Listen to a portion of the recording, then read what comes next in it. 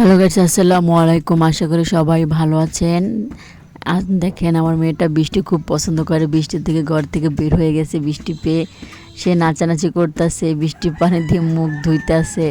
মানে বৃষ্টি দেখলে হয়েছে গোসল করার জন্য পাগল, সে বলে বৃষ্টি গোসল করব।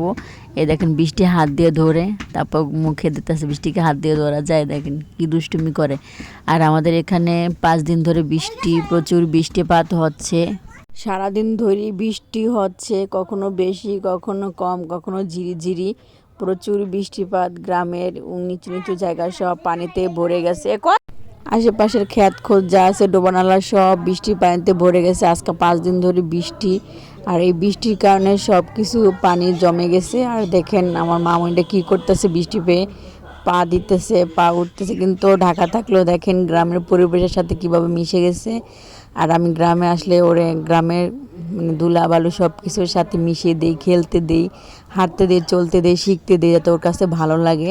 ওকে সবসময় ঘরের ভিতরে আমি আটকে রাখি না, সাইডা দিই, যাতে ওর মনটা ফ্রেশ থাকে, ওর কাছে ভালো লাগে। দেন কতটা খুশি। আর ও দেখেন কাঠের উপরে হাঁটতেছে, পানির ভিতরে কাদামাটি সুন্দর করে, কিন্তু ও ময়লা টলা কম লাগায়, নিজের থেকে বুঝে ছোট হলো। ঈদ থেকে 7 দিন ধরে প্রচুর গরম ছিল, অনেক রৌদ্র ছিল। ঈদ শেষ হতে না হতে মানুষজন যে গ্রাম থেকে চলে গেছে, তখন থেকে বৃষ্টি আবার শুরু হয়ে গেছে। আল্লাহর কি রহমত দেখেন, ঈদের 7টা দিন কি রহমত আছে। গরম থাকুক তবুও তো বৃষ্টি ছিল না, মানুষ ঘুরতে পারছে, বেড়াতে পারছে।